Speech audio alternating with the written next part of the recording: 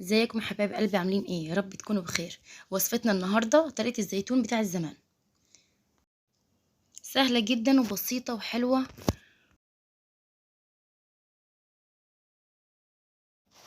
يلا بينا بقى نبدا نعملها.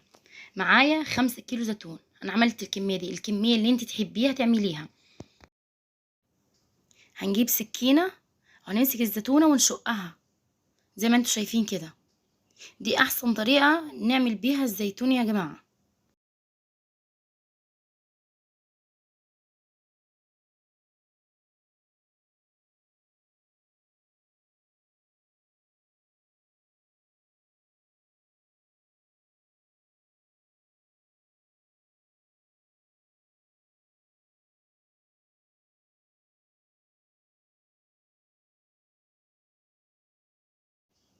ده شكل الزيتون بعد ما شقيته كله.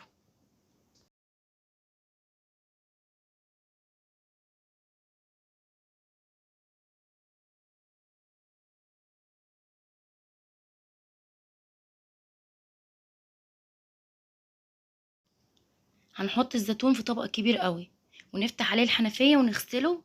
حلو قوي قوي قوي. هنطلع منيه اي حاجة وحشة فيه، تراب، اي حاجة لازقة فيه، هنغسلها كويس.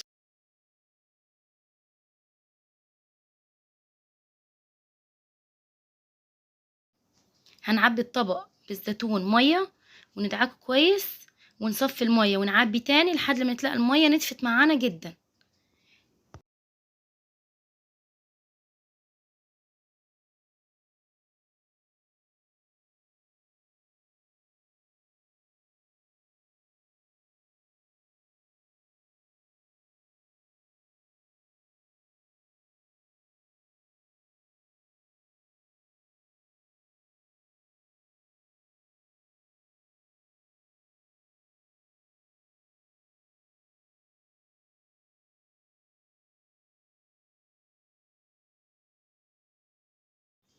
هنا انا غسلت الزيتون حلو قوي ونقعته بمية. اهم حاجة المية تكون فوق الزيتون بشوية.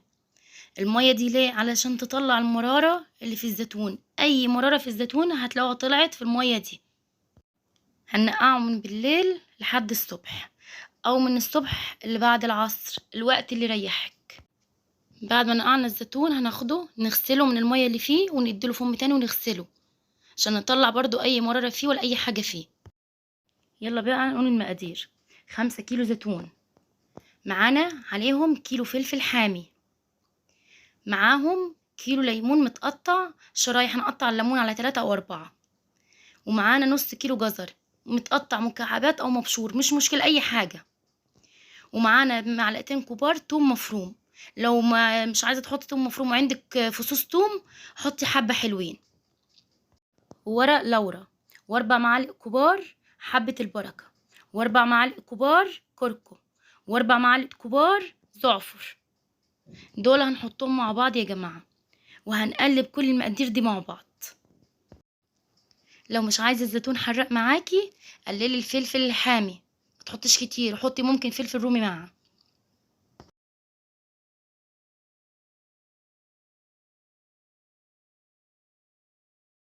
قبل ما نقلب المكونات دي مع بعض هنلبس جلافزات، علشان خاطر الفلفل الحامي والحاجة والليمون وكده هيحرق لك ايدك.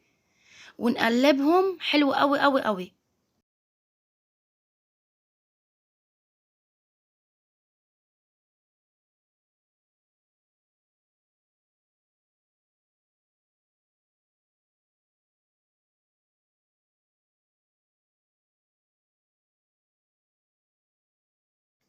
هنكون يا جماعة محضرين البرطمانات اللي هنخلل فيها. لو بلاستيك او ازاز مش مشكلة، هنجيب مية سخنة ومعاها خل وملح ونحطهم مع بعض ونقفل ونحطهم جوه البرطمان ونقفل البرطمان ونرجه كويس. وبعد كده نصفي مني المية دي ونشطفه بمية عادية من الحنفية، وناخده ونعبي فيه الزيتون. بس اهم حاجة احنا وبنحط في البرطمانات ندوس عليهم حلو لتحت، نغرز نغرز عشان ما يبقاش فيهم فضار هوا، علشان خاطر ما يعفنش معانا ولا حاجة ولا يبوظ معانا.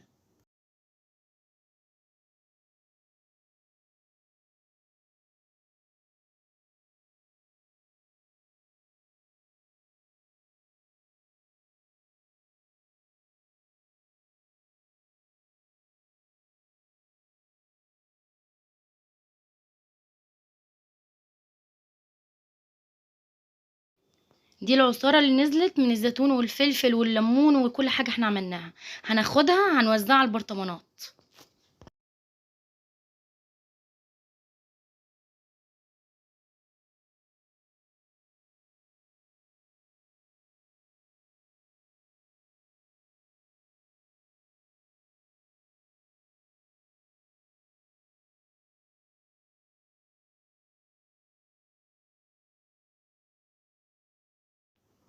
يلا بينا نعمل المحلول اللي هنحطه في الزيتون بتاع المية. هناخد 4 لتر مية، هنحط عليهم 4 كوبايات ملح. الكل لتر كوباية ملح، او لو عايزة بالمعلقة 6 معالق كبار ملح، ومعلقتين سكر دي لحفظ الزيتون، وكوباية الا ربع ليمون معصورة، وربع كوباية خل خام. وهنقلبهم حلو قوي. المية دي اللي هنستعملها يا جماعة هنكون غليناها قبل كده وسيبناها تبرد، مش عايزينها سخنة عشان ما بوظش الزيتون معانا، لا احنا غليناها وسيبناها تبرد خالص، وبعد كده حطينا فيها الحاجات دي.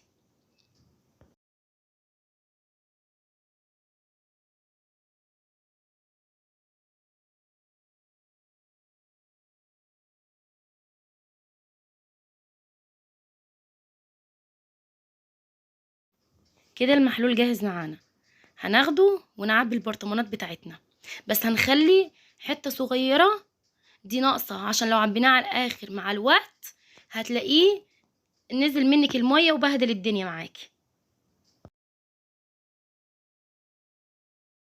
وبعد ما حطينا المية هناخد حبة زيت على وش كل برطمان، يعني في حدود معلقتين كده، 3 معالق هنحطهم على وش زيت عشان يحفظ الزيتون ما يخليهوش يبوظ معانا.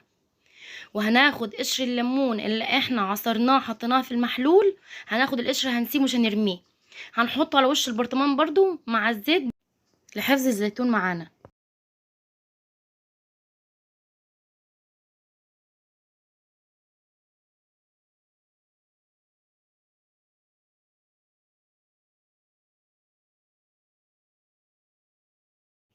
بعد ما خلصنا كل حاجة هنجيب كيس ونحطه على البرطمان ونغطي، ده علشان ما يسربش اي هوا معانا ويخلي الزيتون يعفن معانا ولا حاجة تحصل، ده بيخليه ان هو مقفول كويس.